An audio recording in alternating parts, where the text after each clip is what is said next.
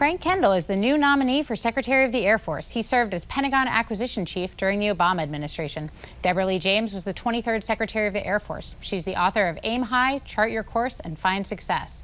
Thanks for joining me. What are your thoughts on Frank Kendall's nomination as Secretary of the Air Force?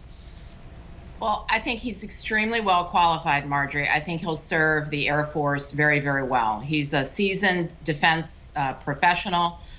He's been in the Pentagon before, so he knows the ropes of the bureaucracy. He knows the Hill and how to sell a program, how to defend a program, and he knows the business of defense because he has some experience in industry as well.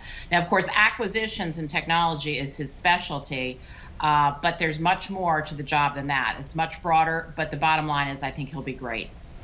You obviously know the job well. I'm sure you know Frank. What do you think will be the top priorities, assuming he's confirmed? Well, I think there's several things. First of all, he has to establish his personal priorities, and they have to be, of course, in sync with those of the Secretary of Defense and the National Defense Strategy. But he has to figure out what he is going to promote as the Secretary of the Air Force. So again, acquisition and technology will be one thing, but it certainly cannot be the only thing. The second thing is he's got to throw himself directly into the budget and congressional hearings, keeping in mind he won't have had any input to this budget submission, but he will be charged with learning it, defending it, and selling the programs on Capitol Hill. And I do expect there'll be some important fights that he'll have to work on. The third thing is he'll have to build and deepen his relationships in the Pentagon with people like the Secretary of Defense, the chiefs of the Air Force and the Space Force, the chairman of the Joint Chiefs, and some OSD leaders, because these relationships will be key for his advocacy of Air Force programs and budgets and policies. And then lastly, he needs to hit the road. He needs to make connections with where the rubber meets the road, the real airmen, the real guardians on the ground, and let them know that he's advocating for them, hear their concerns, and get to know our real air and space force. You rightly point out that, of course, acquisition and technology is not the only part of this job. What do you think are the other areas that are really important here? Well, everybody has to remember, by statute, the Secretary of the Air Force is charged with organizing, training, and equipping the force. And of course, everybody knows the equipping part is the acquisition and it's the technology. The organize refers to the very important people programs. And of course, the train relates to the very important readiness programs. So I certainly hope that he will devote a lot of attention to both of those areas, to people when it comes to pay and benefits, when it comes to family housing, diversity and inclusion, and then these key challenges like suicide prevention and sexual assault prevention and racial equity in the force. Things of this nature are very important too. And when it comes to readiness, I think he needs to work with the chiefs to try to come up with a new framework for measuring readiness, because I fear the way we do our metrics today, we will be in a state of perpetual unreadiness. So there's got to be a better way to answer the question, ready for what, and then how to measure it.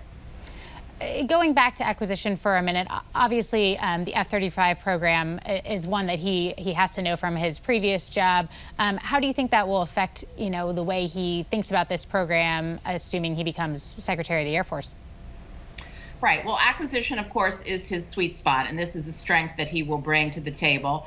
There's been changes in all of these programs in the last 4 years, and being able to keep up via the headlines, as we all try to do, is not the same as being deep into the details. So his first challenge will be to dig deep into the details to see what has changed, and then to do his best to try to help bring down costs, to help get things more on schedule, to make sure the capability is delivered.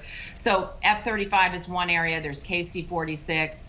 We're going to have a major debate, I think, on the ground-based strategic deterrent, whether we should extend the life of the existing system or whether we should build a new system. So that debate will be discussed. And, if I had him here with me today, I would say keep your eye on the software issues, because so many programs seem to run into trouble over software. And when you think about this people piece, some of the issues that you mentioned, how might the pandemic influence his thinking about that and maybe the steps that he needs to take as Air Force Secretary? Well, I think he has to be very attuned to the people issues. And again, he's not known for this, but a lot of people don't realize he has been a human rights lawyer. He's been involved with human rights for years. So he really does have an affinity for the people issues, although that hasn't been his expertise professionally. So the pandemic has in some ways changed or could change for the future the way we perpetually train. It can change the way our civilian workforce, many of our civilians work, meaning a hybrid model of working from home as well as working in an office environment. So there's just lots of ways that both corporate America and government can look to the future of work based on the lessons learned of the pandemic. So he's going to have to find a way to put all of that together and also work across the Department of Defense to make sure that there's some synchronization between what Air Force, Navy, and Army and OSD ultimately decide to do. But it sounds like you do think that this is a sort of a moment for the future of work, and that the Air Force may want to make some changes, related to this. I think so. I think based on everything that I have been able to glean, there has been not a loss of productivity. There's been an increase or certainly hold the line on productivity for many, many types of work for the Air Force. Now, again, there's always exceptions, certain classified programs, whatnot. You have to be in the SCIF, you have to be on scene. But there's a lot of ways that we can learn from this pandemic and bounce forward in a positive way, which will give people more flexibility. And after all, flexibility is a lot of what people want today, as much flexibility as we can give them. Thanks so much, Debbie. Thank you.